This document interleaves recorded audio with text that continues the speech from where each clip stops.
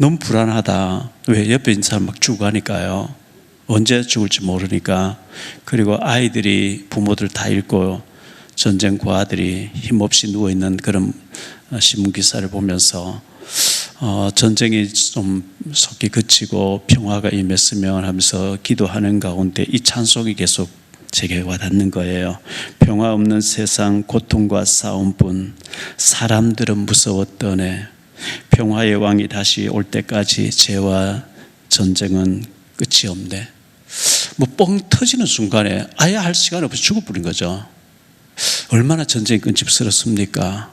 많은 사람 죽고 많은 사람 다치고 파괴하는 전쟁인데, 참 우리나라가 한 70여 년 미군이 와 있으면서 이렇게 안정을 찾았는데 다시 그런 6.25 같은 전쟁이 일어나지 않도록, 옛날에는 뭐 총 쏘고 했지만 지금은 그냥 뻥 터지면 다 죽는 이런 상황 속에 있으니까 우리가 기도해야 되겠다 이렇게 생각합니다.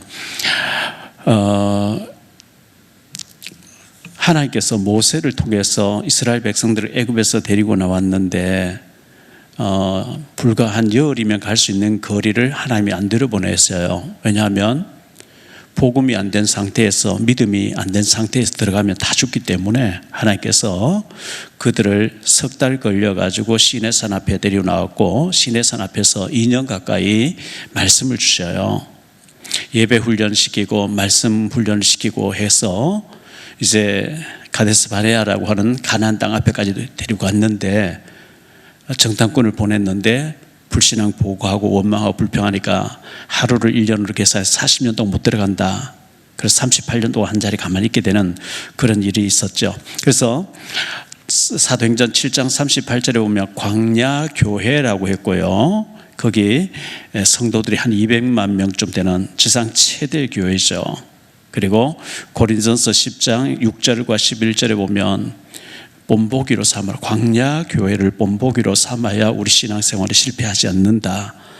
사도 바울의 입을 통해서 예수님은 그렇게 말씀하셨어요. 그래서 광야교회를, 우리가 민수기는 광야교회를 들여다보고 있는 것인데, 모세는 광야교회 담임 목사님이었어요.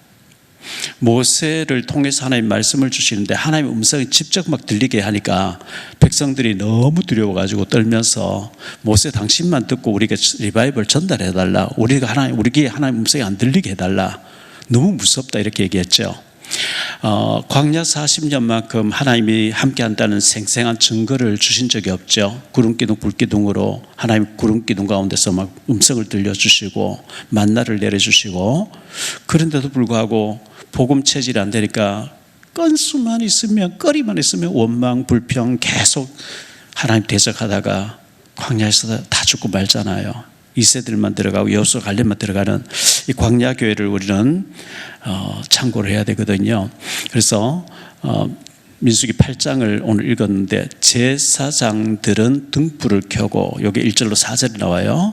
그 레위인들을 정결하게 하라 이렇게 말씀하고 있어요. 레위인들, 제사장들은 예배를 집전하는 사람이고 목사 같은 사람이고, 레위인들은 중직자들이에요. 예배를 돕는 자들이거든요. 그래서 먼저 세 가지로 말씀드리고, 첫 번째로 생각할 말씀은 특별한 은총을 받은 우리들입니다. 우리는 특별한 하나님 은총을 입은 사람, 이스라엘 백성들 특별한 하나님 은총을 입은 사람들이거든요. 많고 많은 세계 인구 가운데서 이스라엘 백성들이 선택받았으니까 특별한 은총을 받은 사람이죠. 얼마만큼 특별한 은총을 받았냐니까, 창세 전에 예정했다는 거예요. 이 땅을 창조하기도 전에 하나님께서는 우리를 하나님이 내 것이라고 하는 택해 놓으시고, 때가 되면 태어났다가 때가 어떤 사건을 통해서 예수 믿게 만드는 이 측량할 수 없는 하나님의 그 어마어마한 오묘한 섭리와 예정을 우리가 어떻게 알겠습니까? 그런데 성경 분명히 창세전에 택했다. 에베소서 1장 3절로 7절에 보니까요, 말씀이 나오는데, 그럼 이러므로 그리스도 예수의 일로 너희 이방인을 위하여 갇힌 자 된 나 바울이 말하거니와, 너희를 위하여 내게 주신 하나님의 그 은혜를 경륜을 너희가 들었을 터이라. 그 계시로 내게 비밀을 알게 하신 것은 내가 먼저 간단히 기록한 것과 같으니, 그것을 읽으면 내가 그리스도의 비밀을 깨달은 것을 너희가 알 수 있으리라. 이제 그의 거룩한 사도들과 선자들에게 성령으로 나타나신 것 같이 다른 세대에서는 사람의 아들들에게 알리지 아니하셨으니 이는 이방인들이 복음으로 말미암아 그리스도 예수 안에서 함께 상속자가 되고 함께 지체가 되고 함께 약속에 참여하는 자가 됨이라. 이 복음을 위하여 그의 능력이 역사하신 대로 내게 주신 하나님의 은혜의 선물을 따라 내가 일꾼이 되었노라. 에베소서 3장 1절로 7절이 나왔는데요. 에베소서 1장 방송실에 1장 3절로 7절 한번 다시 한번 보여주시기 바랍니다. 에베소서 1장 3절로 7절입니다. 찬송하리로다. 하나님 곧 우리 주 예수 그리스도의 아버지께서 그리스도 안에서 하늘에 속한 모든 신령한 복을 우리에게 주시되 곧 창세전에, 보세요, 창조하기 전에, 창세전에 그리스도 안에서 우리를 택하사 우리로 사랑 안에서 그 앞에 거룩하고 흠이 없게 하시려고 그 기쁘신 뜻대로 우리를 예정하사 예수 그리스도로 말미암아 자기의 아들들이 되게 하셨으니 이는 그가 사랑하시는 자 안에서 우리에게 거저 주시는 바 그의 은혜의 영광을 찬송하게 하려는 것이라. 우리는 그리스도 안에서 그의 은혜의 풍성함을 따라 그의 피로 말미암아 속량 곧 제사함을 받았느니라. 우리가 죄를 짓고 우리가 원죄를 짓고 저주받고 망해되는데 주님께서 피를 흘려주심으로 우리를 구속하시고 구원해 주셨다.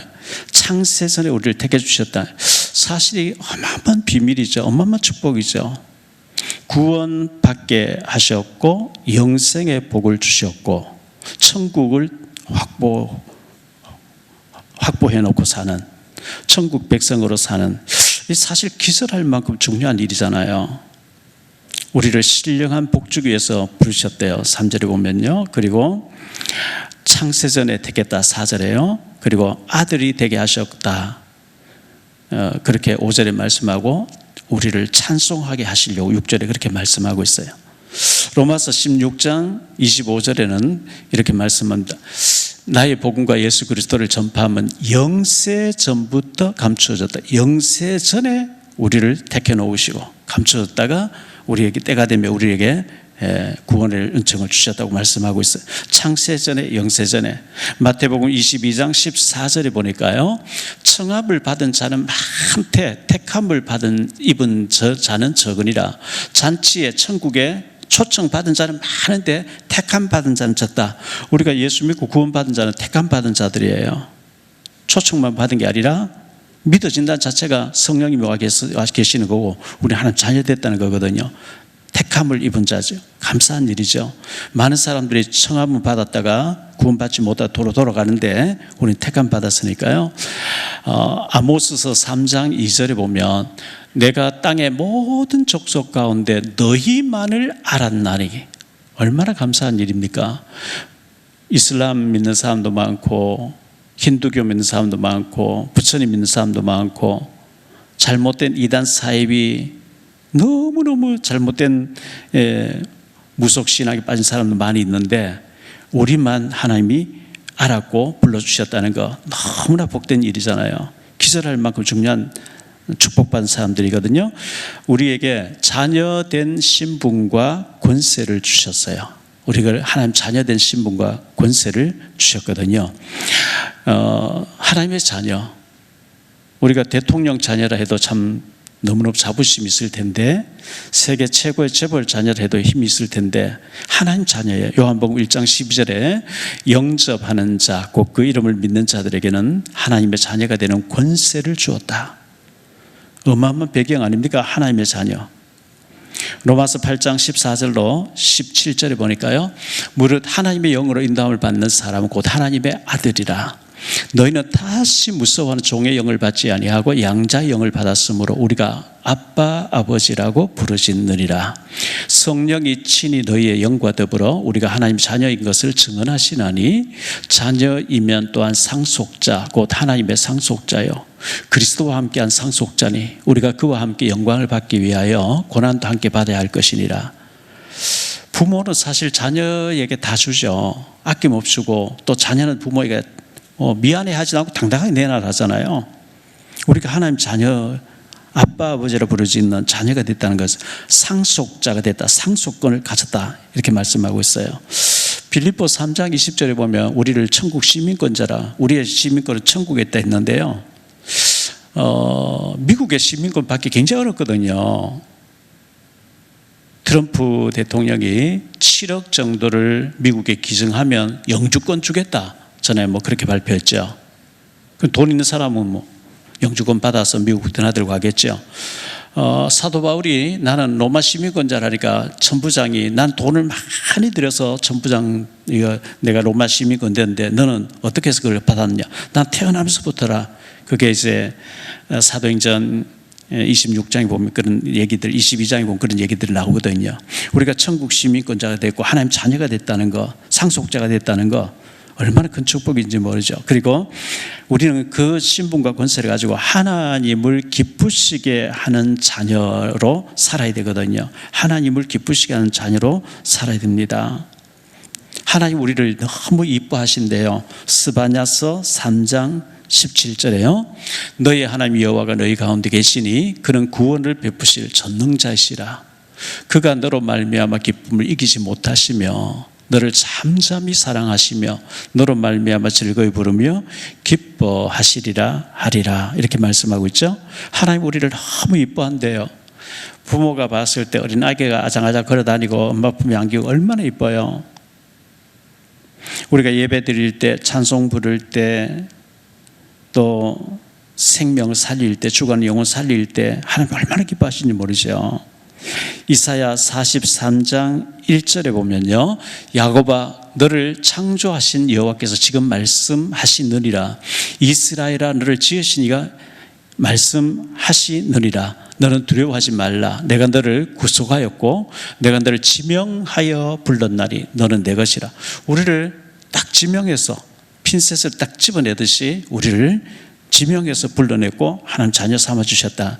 그래서 우리는 특별한 은총을 입은 사람, 이스라엘 백성들이 특별한 은총을 받았던 사람들이에요. 왜? 성경 역사가 그들의 모든 것을 기록해서 전 세계 오고 오는 세대에 많은 사람에게 하나님을 알리는 증인으로서 주셨기 때문에 얼마나 그들이 감사하고 기뻐하고 하나님 잘 섬기며 참 축복받고 너무나 멋있었을 텐데 그렇지를 못한 것을 통해서 우리는 그들의 잘못된 실패의 길을 가지 말아야 되겠다. 우리 그걸 거울로 삼아야 되겠죠. 두 번째로 생각할 말씀은 성전의 등잔에 등불을 켜라 그랬어요. 그게 1절로 4절에 나오는 말씀인데요. 성전의 등잔에 등불을 켜라. 회막 안은 캄캄해요. 성전 안이 원래 구약에 하나의 회막이라 하고 성막이라 하기도 하고 했는데요. 솔로몬의 성전 짓기 전까지는 회막이라 하기도 하고 성막이라 그랬어요. 그 안이 캄캄해요. 왜냐하면 바깥의 빛이 전혀 비치지 못하도록 네 겹으로 덮어버렸어요. 그렇기 때문에 세상의 빛이 전혀 비치지 않아 캄캄한 성막 아니었습니다. 그래서 덮개를 4번씩이나 덮었기 때문에 밖에 빛이 전혀 들어오지 못하는 캄캄한데 거기 가서 예배를 드리고 제사를 드리고 하려고 하면 불을 밝혀야 되잖아요. 그래서 성전 안에는 세상 빛이 전혀 못 들어오게 하고 오직 이제 등불을 켜가지고 불을 밝히도록 되어 있는데 이것은 오직 빛 대신 하나님의 생명의 빛을 비춰야 되는 그것을 상징하고요. 창세기 1장 3절에 보면 흑암에 빛을 비추잖아요. 하나님이 이르시되 빛이 있으라 하시니 빛이 있었고, 요한복음 1장 9절에 보면 참빛 그 세상에 와서 각 사람에게 비추는 빛이 있었나니 바로 예수 그리스도다 이렇게 말씀하고 있어요. 우리에게는 예수님의 참빛 되는 복음을 가지고 있는 거거든요. 그래서 빛을 밝혀야 되는데 등불을 켜라. 하나님께서는 이스라엘 백성들에게, 제사장들에게 등불을 켜라 이렇게 말씀했는데요. 출애굽기 25장 31절로 40절에 보면 등잔을 만든 등대를 만드는 그 법을 가르쳐 주셨어요. 순금으로 등잔대를 만들어라. 7개의 가닥으로 이렇게 만들어라. 살구꽃 형상을 새겨라. 이렇게 말씀하셨고요. 그 모세에게 그 시향을 보여주셨고, 출애굽기 37장 17절로 24절에 보면 모세가 자기에게 보여준 그대로 등잔대를 만들었다 이렇게 기록하고 있어요. 자, 출애굽기 40장 24절 25절을 보겠습니다. 여기 보면 그는 또 회막 안 곧 성막 남쪽에 등잔대를 놓아 상과 마주하게 하고, 상과 마주하게 등불을 했다는 거죠. 또 여호와 앞에 등잔대에 불을 켜니 여호와께서 모세에게 명하신 대로 됐다. 등불을 켜는데 7개의 등이 불도록 했어요. 그런데 상과 마주에 떡상하고 떡상을 비추게 해라. 떡상이 뭐예요? 말씀이에요. 구약에는 일주일에 한 번씩 새로운 떡을 떡상에 진설해야 돼요. 등불 켜서 떡상을 비추게 해라 이렇게 말씀하셨는데요. 레위기서 6장 9절에 아론과 그의 자손에게 명령하여 이르라, 번제의 규례는 이러하니라. 번제물은 아침까지 제단 위에 있는 석쇠 위에 두고 제단의 불이 그 위에서 꺼지지 않게 할 것이며 이렇게 말씀했고요. 레위기서 6장 12절로 13절에 보면 제단 위에 불은 항상 피워 꺼지지 않게 할지니 제사장은 아침마다 나무를 그 위에 태우고 번제물을 그 위에 벌려놓고 화목제 기름을 그 위에서 불사를 지니라. 불은 끊임이 없이 제단 위에 피워 꺼지지 않게 할지니라. 등잔대에도 기름을 계속 넣어서 불이 꺼지면 안 되고요. 제사장들이 밤새도록 그걸 기름을 부어서 불이 아침까지 켜져 있어야 되고, 번제단에 장작도 넣어가지고 불이 꺼지지 않게 해야 돼요.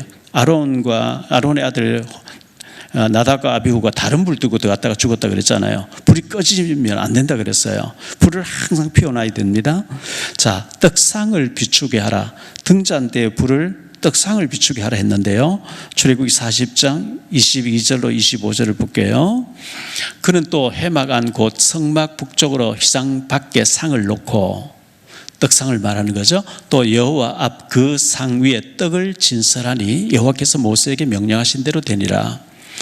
그는 또 회막 안 곧 성막 남쪽에 등잔대를 놓아 상과 마주하게 하고, 또 여호와 앞에 등잔대에 불을 켜니 여호와께서 모세에게 명령하신 대로 되었다. 등잔에 불이 들어왔는데 떡상을 비추어줘요. 요한복음 6장 35절에 보면요, 예수께서 이르시되 나는 생명의 떡이니, 예수님께서 그 자신을 나는 생명의 떡이다. 내게 오는 자는 결코 줄이지 아니할 터이요 나를 믿는 자는 영원히 목마르지 아니하리라. 예수님이 생명의 떡이라 그랬고요. 요한복음 6장 48절에서도 내가 곧 생명의 떡이니라. 예수님이 떡이라 하니까 막 비난하는 사람들이 제가 어떻게 떡이라 하느냐 막 이렇게 얘기했잖아요. 예수님 말씀이 영의 양식이다 말이죠. 생명의 떡이라 그랬어요. 그래서 참된 교회는 강단에서 정치 얘기, 드라마 얘기, 세상에 유행하는 얘기 이런 거 하는 게 아니고 예수님에 대한 말씀을 자꾸 얘기해야 되는 거죠. 왜? 예수님이 생명의 떡이라 그랬고 등잔에 등불이 떡상을 비추도록 말씀했기 때문에 강단에서 우리 교회 강단에서는 이념 얘기하지 않고 정치 얘기하지 않고 복음만 계속해서 나갈 수 있도록 우리가 기도해 주시고, 또 우리 교역자들은 그렇게 영안이 열리도록 우리가 기도해야 되겠습니다. 성전에 등불을 켜서 떡상을 비추게 하고, 떡상은 바로 예수님 생명떡이기 때문에 예수님의 말씀을 계속 전하는 거 해야 된다. 세 번째로 생각할 말씀은요, 레위인을 정결하게 하라 이렇게 말씀했어요. 제사장은 아론의 후손들인데 아론의 후손들 제사장을 돕는 레위인을 정결하게 하라. 요즘 말로 하면 목회자를 돕는 중직자들을 정결하게 하라. 그게 5절로 26절 나오는 말씀인데요. 갈라디아 첫 번째로 정결하게 행하는 의식이 있어요. 어떻게 정결하게 하느냐? 5절로 7절을 볼게요.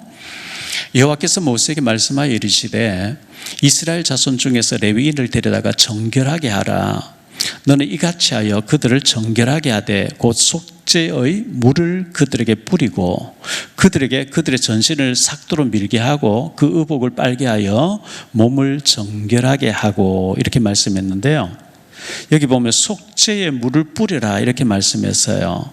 속죄의 물을 뿌린다는 말씀이 나오고요. 또 정결하게 된 15절 말씀이 또 나오죠. 네가 그들을 정결하게 하여 요제로 드린 후에 그들이 회막에 들어가서 봉사할 것이니라 했는데, 속죄의 물은 어떤 물을 말하냐면 붉은 암송아지를 화제로 태워서 드린 후에 그 죄를 가지고 흐르는 물하고 섞어 가지고 그걸 레위인에게 뿌리는 걸 가지고 속죄의 물을 뿌린다 그래요. 히브리서, 우리 방송실에 좀 해줄 수 있으면 제가 이 성경 구절을 못 드렸는데요. 히브리서 9장 13절 14절 좀 보여주세요. 염소와 황소의 피와 및 암송아지의 죄를, 보세요. 암송아지를 화제로 태워드리고 죄를 부정한 자에게 뿌려, 물하고 섞어가 뿌려가지고 그 육체를 정결하게 하여 거룩하게 하거든, 하물며 영원하신 성령으로 말미암아 흠없는 자기를 하나님께 드린 그리스도의 피가 어찌 너희 양심을 죽은 행실에서 깨끗하게 하고 살아계신 하나님을 섬기게 하지 못하겠느냐. 이 소를 태워서 그 죄를 가지고 흐르는 물하고 섞어 가지고 뿌리면서 정결하게 됐다 했는데, 하물며 그리스도께서 죽으신 그 피가 우리를 정결하게 하지 않겠느냐 이렇게 말씀하신 거예요. 그리고 8절로 13절을 볼게요.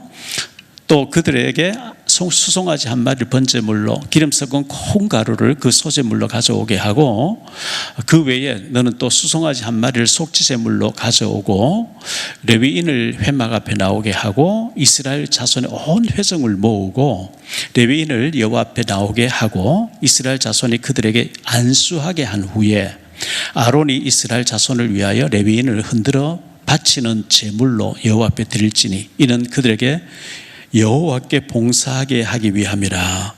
레위인으로 수송아지들의 머리에 안수하게 하고 네가 그 하나는 속죄제물로 하나는 번제물로 여호와께 드려 레위인을 속죄하고 레위인은 아론과 그의 아들들 앞에 세워 여호와께 요제로 드릴지니라.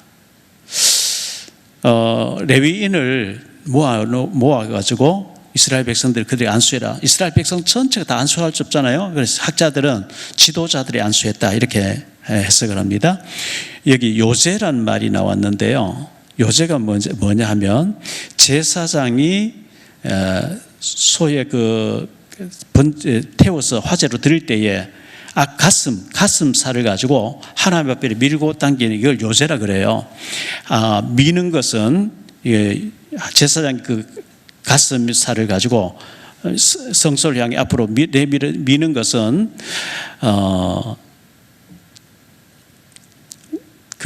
미는 것은 하나님께 드린다는 그런 의미고요.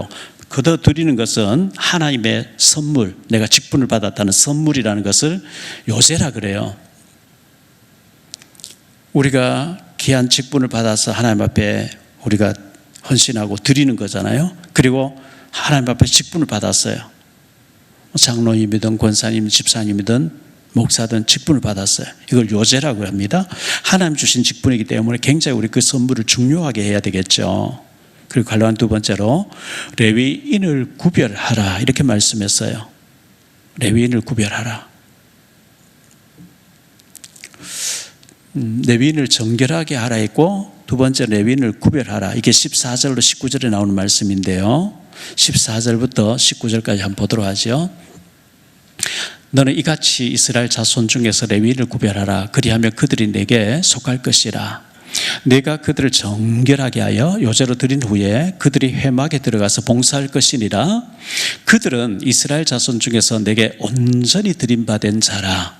이스라엘 자손 중 모든 촛대생 곧 모든 처음 태어난 자 대신 내가 그들을 취하였나니, 이스라엘 자손 중에 처음 태어난 것은 사람이든지 짐승이든지 다 내게 속하였음은 내가 애굽 땅에서 모든 처음 태어난 자를 치던 날에 그를 내게 구별하였습니다. 그들은 이스라엘 자손 중에서 내게 온전히 드림받은 자라. 이스라엘 자손 중 모든 초대생 곧 모든 처음 태어난 자 대신 내가 그들을 취하였나니, 이스라엘 자손 중에 처음 태어난 것은 사람이든 짐승이든지 다 내게 속하였음은 내가 애굽 땅에서 모든 처음 태어난 자를 치던 날에 그들을 내게 구별하였습니다. 12지파의 모든 처음 태어난 것은 내 것인데 그들을 놔두고 레위인을 내가 초태생으로 취했다, 이렇게 말씀하는 거거든요. 18절, 그러므로 내가 이스라엘 자손 중 모든 처음 태어난 자 대신 레위인을 취하여, 요즘 말로 하면 중직자를 택하였느니라. 내가 이스라엘 자손 중에서 레위인을 취하여 그들을 아론과 그의 아들들에게 주어 그들로 회막에서 이스라엘 자손을 대신하여 봉사하게 하며 또 이스라엘 자손을 위하여 속죄하게 하였나니 이는 이스라엘 자손이 성소에 가까이 할 때에 그들 중에 재앙이 없게 하려 하겠습니다. 중직자의 봉사 헌신이 재앙을 막는 헌신이래요. 그게 레위인의 제사를 돕는 일이었어요. 굉장히 중요하죠. 중직자들의 직분을 가지고 각 부서에서 헌신하는데 재앙을 막는 축복이 된다는 말씀이에요. 갈라는 세 번째로 레위인들의 봉사에 대해서 20절로 26절 나옵니다. 20절로 26절을 보죠.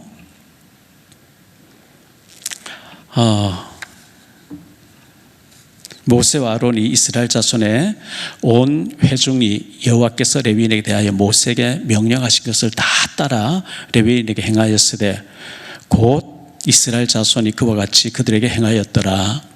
레위인이 이에 죄에서 스스로 깨끗하게 하고 그들의 옷을 빨매 아론이 그들을 여호와 앞에 요제로 드리고 그가 또 그들을 위하여 속죄하여 정결하게 한 후에 레위인이 회막에 들어가서 아론과 그의 아들들 앞에서 봉사하니라. 여호와께서 레위인의 일에 대하여 모세에게 명령하게 하신 것을 따라 그와 같이 그들에게 행하였더라. 여호와께서 또 모세에게 말씀하여 이르시되 레위인은 이같이 할지니 곧 25세 이상으로는 회막에 들어가서 복무하고 봉사할 것이요 50세부터는 그 일을 쉬어 봉사하지 아니할 것이나 그의 형제와 함께 회막에서 돕는 직무를 지킬 것이요 일하지 아니할 것이라. 너는 레위인의 직무에 대해서 이같이 할지니라, 이렇게 말씀했는데요. 여기 이제 레위인의 직무에 대해서 25세부터 50세까지 일하고 나머지는 쉬어라. 옛날 지금부터 한 4,000년 전에 그 연령대하고 물론 모세는 120살까지 살았습니다만은 지금은 현대에는 영양제도 많이 나오고 또 건강식품도 많이 나오고 또 의료진이 많이 이렇게 발달해 가지고 지금 얼마나 수명이 길어졌거든요. 60년대 초임에도 52세를 살 평균 나이가 52세였는데 지금 83세 이렇게 연령층이 늘어났어요. 그래서 성경에는 50세에 봉사하는 일을 쉬어라 했다 하고 50세에 아무 일도 안 하는 것은 그때하고 지금하고 맞지 않다는 것을 우리가 참고했으면 좋겠어요. 결론적으로 말씀을 맺을게요. 결론은 첫 번째로 성전의 등잔에 등불을 밝혀라 그랬어요. 제사장들은 들어가서 성전의 등불을 기름을 부어가지고 등잔을 펴가지고 떡상을 비추게 해라 했는데 고린도전서 3장 16절에 보면 너희가 하나님의 성전인 것과 하나님의 성령이 너희 안에 계시는 것을 알지 못하는, 우리가 성전이라는 거예요. 예수님 모시고 사니까 우리가 성전이 됐어요. 성전된 우리 자신이 어두움에 잡혀 있으면 안 되는 거죠. 생각이 자꾸 어두움에 잡혀요. 안 되는 거예요. 왜? 빛 대신 주님이 내 속에 와 계시기 때문에.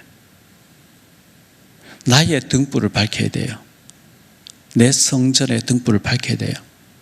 내가 어두워지고 어두운 생각 잡히면 사탄이 자꾸 역사하니까요. 그래서 속는 거거든요. 시편 18편 28절에 보니까요, 주께서 나의 등불을 켜시며 여호와 내 하나님이 내 흑암을 밝히시리라. 여러분 막 상황이 너무 안 좋고 가정 형편이 너무 안 좋고 건강도 안 좋고 경제도 안 좋고 남편 보니까 아내 보니까 자녀를 보니까 절망적, 거기에 자꾸 속아서 우울해지고 안 돼요. 주께서 나의 등불을 켜시며 여호와 내 하나님이 내 흑암을 밝히시리라. 어두움을 자꾸 몰아내야 돼요. 예수 이름으로. 내 속에 지금 불안한 생각, 우울한 생각, 어두움의 생각은 예수 이름으로 물러갈지어다. 밝혀야 돼요.